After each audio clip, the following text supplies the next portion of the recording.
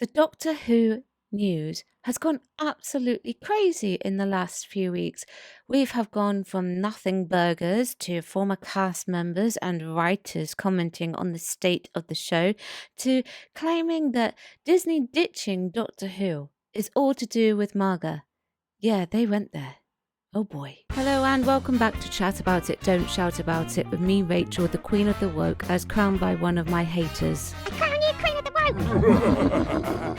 Let's chat about it. Please let me know what you think of the revelation of Disney ditching Doctor Who. Were you surprised? Did you think that it would happen? And also, please do keep it friendly in the chat. I know it gets heated with the topic of Doctor Who. I've not covered any Doctor Who news in a long time, and that is because really there's been absolutely nothing to report until just recently. So, well, let's get on with it. But before we get into the main section of the video, let's address a nothing burger. So, about a month ago, it was rumoured that Ncuti Gatwa had been banned from ever having anything to do with Doctor Who again. I didn't trust this, and I did make a post on this. I was going to do a Substack, but I never got round to it for various reasons. I asked Brendan from the Sense Sphere, by the way, go check him out. He has some great Doctor Who content. If he could ask his saucy apple sauce if this was true. He very kindly did so, and I can confirm that according to Saucy Apple Sauce, it's a load of rubbish. I wasn't surprised by that response. If Ncuti had to be barred from having anything to do with Doctor Who ever again, not even the audios or the conventions, which the BBC have very little control over, then it would be very, very extreme, drastic measures and something that Ncuti himself could actually take to the Actors Union. He would have leverage to counter that, unless obviously there's something stipulated in his contract to say so otherwise. Christopher Eccleston still does stuff for Doctor Who, and so does Colin Baker, even more so with him than Christopher. No Doctor Who actor, or no, the Doctor actor, who has left on bad terms has ever been barred from Doctor Who, to my knowledge, and it would be a double standard should it start now. So yes, I can confirm that apparently it's a load of rubbish, and to be quite frank, I believe that. So I just wanted to get that one out of the way before we got into the main meat and potatoes of the video. Now, I am sure that you have all heard by now that Disney has ditched Doctor Who. I called it ages ago, probably over a year ago now. I knew they wouldn't stay. It was just obvious. The Sensephere called it, John from the Sci-Fi Chronicles called it, Will of the Fans called it. By the way, go and check both of them out as well. And bigger content creators than us also called it. It was blatant. It was so blatantly obvious. Why would they want to continue to fund, well, what we had? Why would they? They were more interested in the back catalogue in many respects, to which they were not allowed anyway. And I know some of you will mention Bluey as well, and that's true.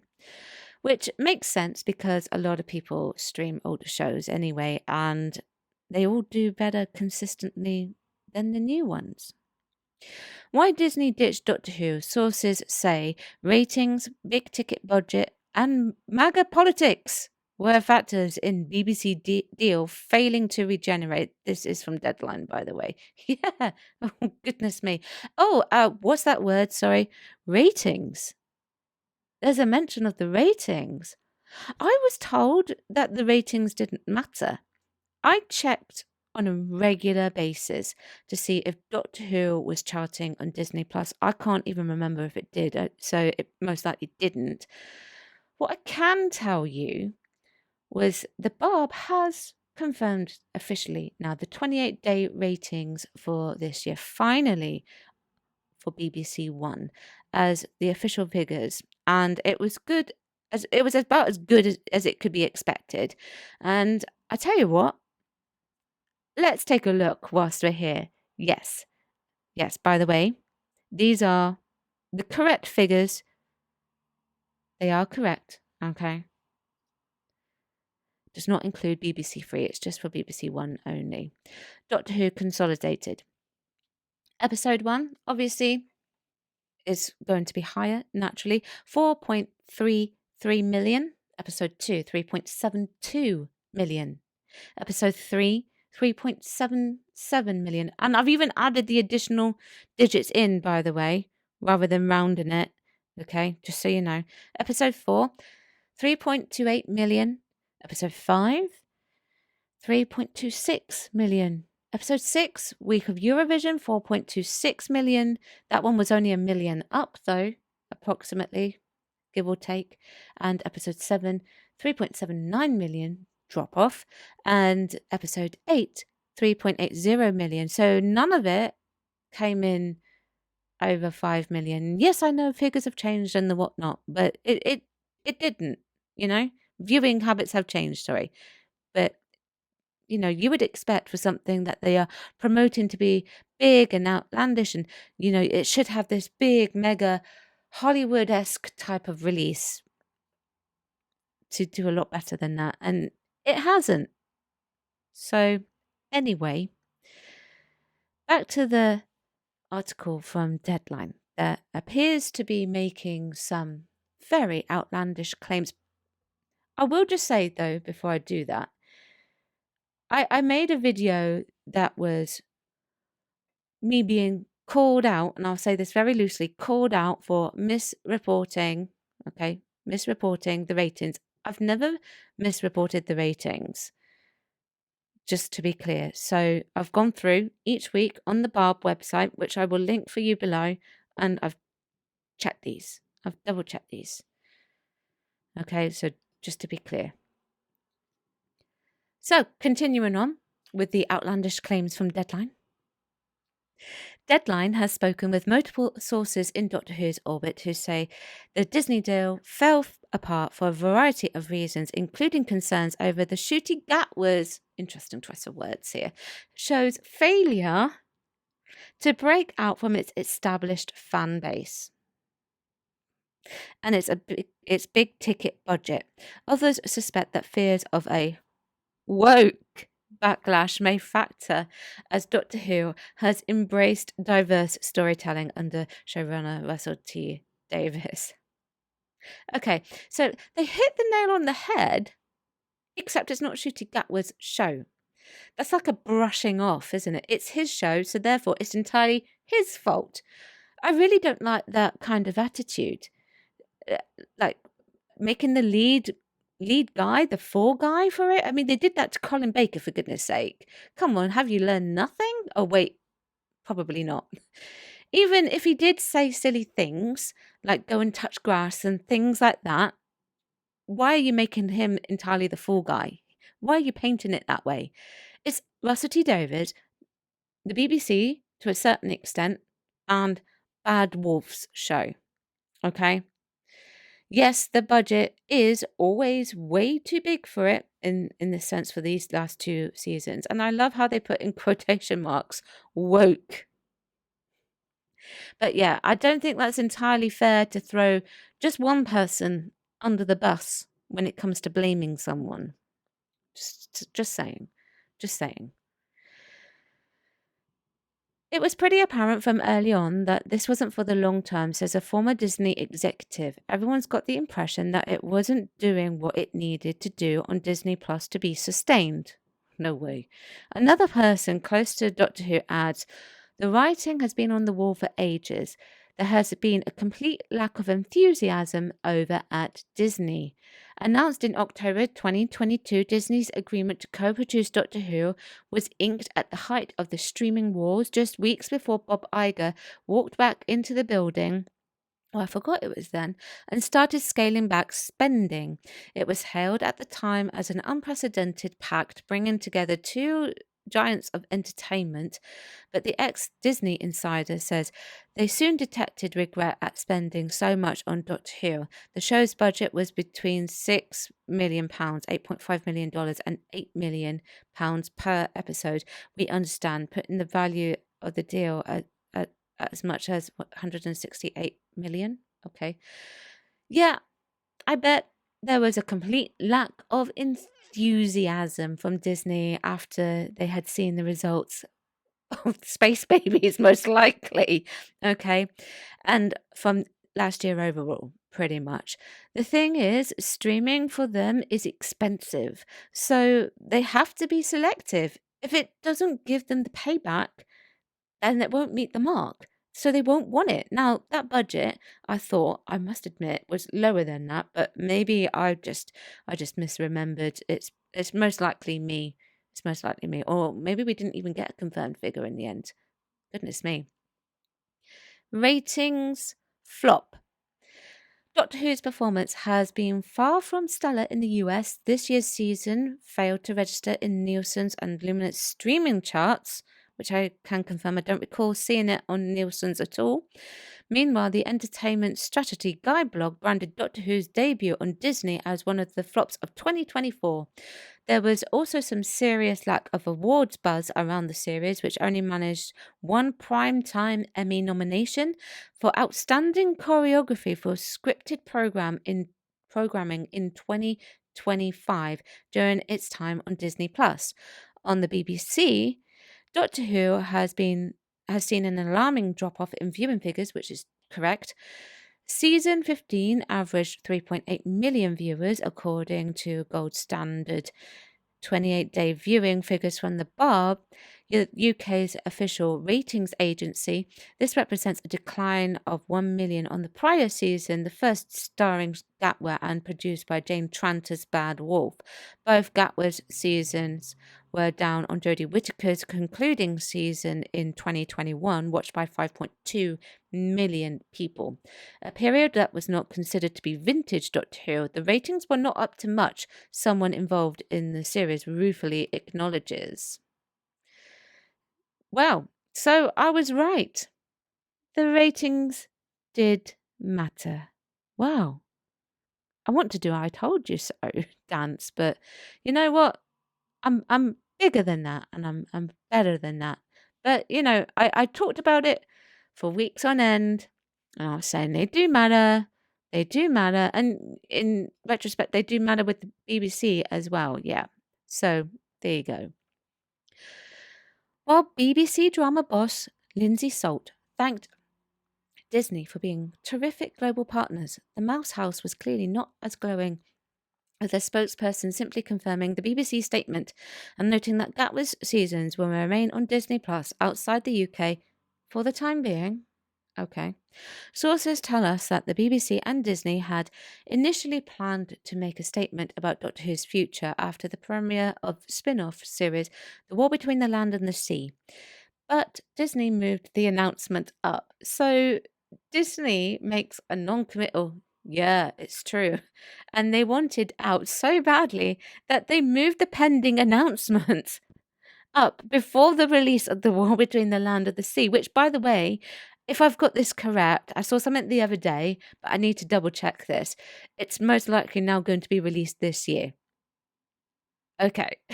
So Disney are done. That's it. They were through. They were like, get this out of here as quickly as possible. The article also goes on to talk about Ncuti. If you would like to read the full article, it is linked below. But this is where the article now takes the biscuit. The stuff about Ncuti is probably all stuff that we know already anyway. Okay, get this.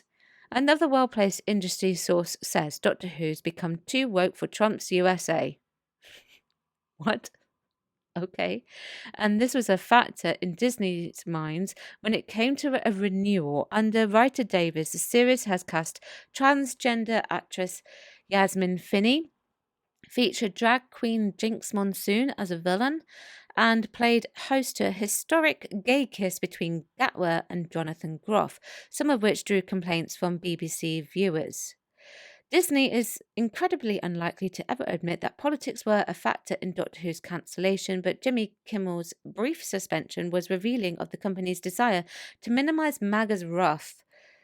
With Davis yet to commit show and running future seasons, if it's possible that Doctor Who could have dialed down diversity under a Disney renewal, but the fact remains that celebrating difference has always been part of the show's DNA.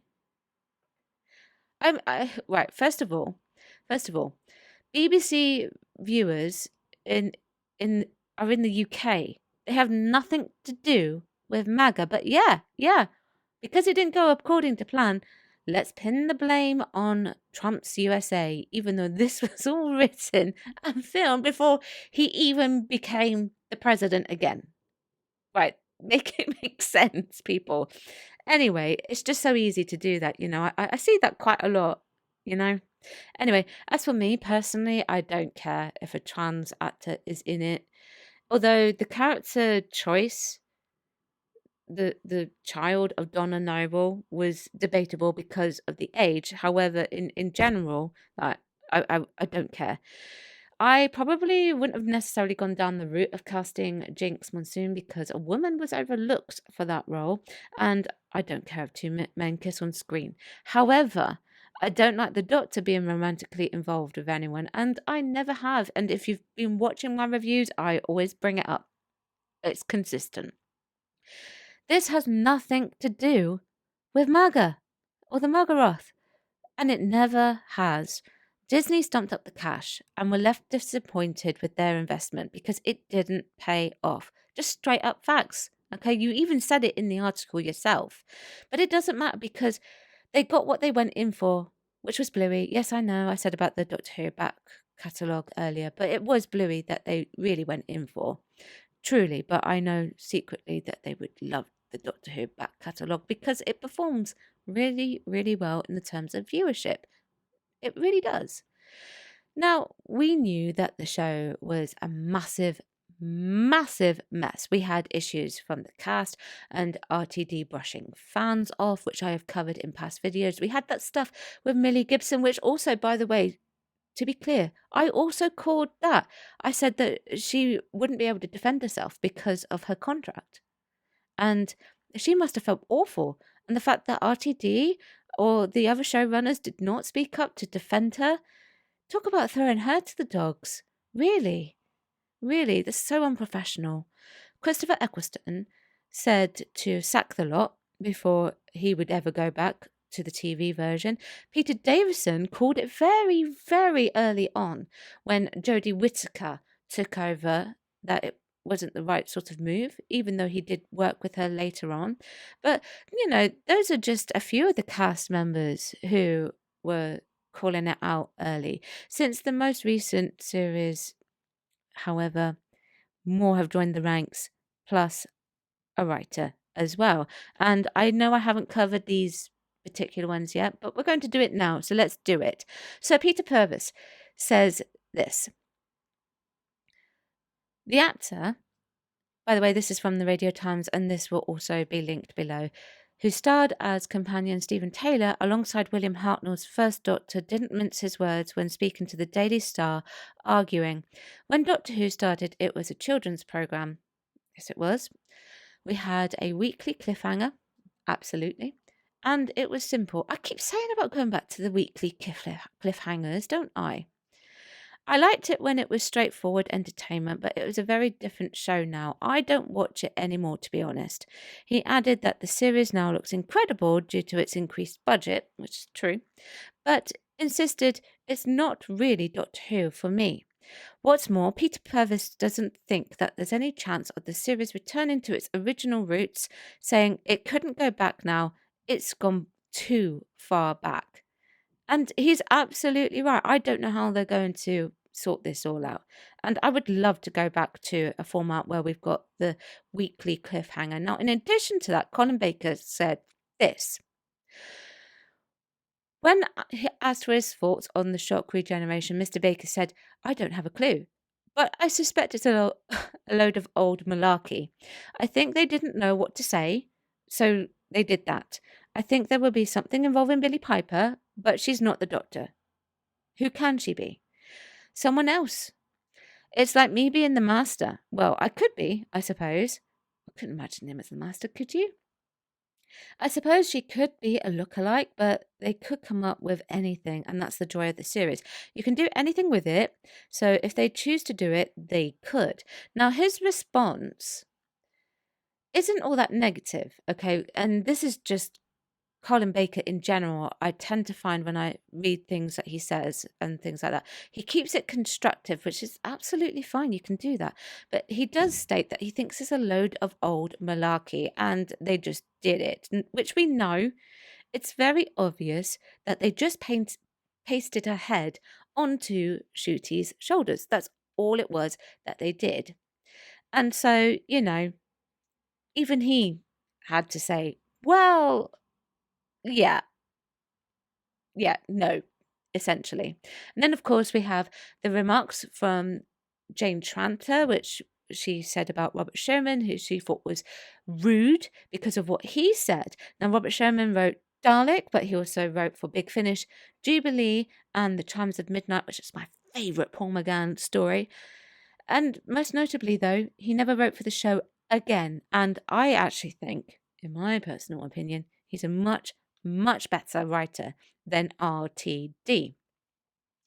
Now, this is what he said. Okay. I go through phases. I have a real push-pull thing with the show, he said. At that moment, I'm in a pull phase. It's weird because the show is probably as dead as we've ever known it. After 1989, we had for years a current Doctor, he said.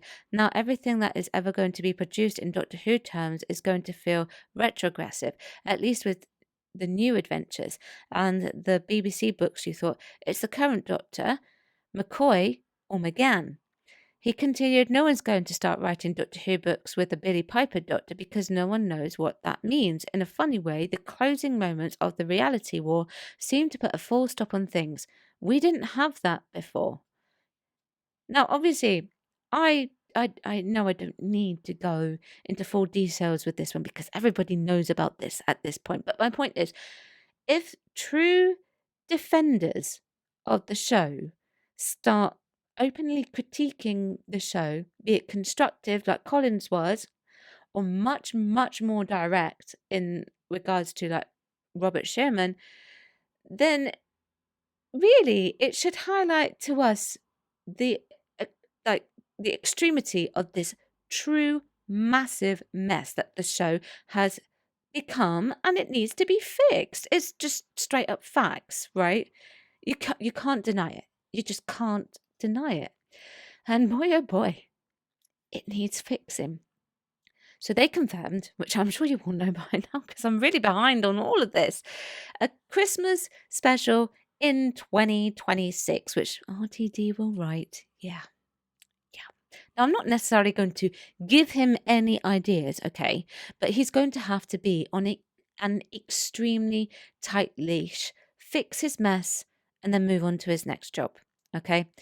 The BBC sugarcoated the devastation of the blow of losing the Disney money by disguising it with the announcement of the brand new special. That way, you will quell one side, okay, like perhaps someone like me, and hype up another side, and I won't mention any channel names, who may be oblivious to what the significance of losing the streamer actually would mean to the BBC. Okay, like it's not just the money. Okay, there's more to it than that. I'm sure. I'm positive. You see, I don't think. Also, in addition to that they can afford it as much as they used to. We pay for it anyway through the licenses and the taxes and the whatnot, but a lot of people are through with the BBC. So there will be no choice should they wish to have that extra money for that show to go forward and make it so that RTD fixes the rose mess, undoes that absolute by-generation rubbish, and bring the show back to some sense of recognizable format, and maybe just do away with the Timeless Child at the same time. Could we do that? Yeah, is that possible? It's a big ask, as this is RTD we are talking about, and he no longer cares what people think. But why would a new streamer and a showrunner would want to inherit such an absolute travesty from Russell T Davies? So that's what I think. Please do let me know what you think. Check out yesterday's review, which was City of Death. Thank you very much for watching, and I shall see you tomorrow at 4 p.m. Bye-bye. Thank you for watching today. Don't forget you can join me on my other platforms as well. I've got YouTube, Rumble, Spotify, X, TikTok, Instagram, Locals, Substack, and I also have a Discord. Everything is linked below.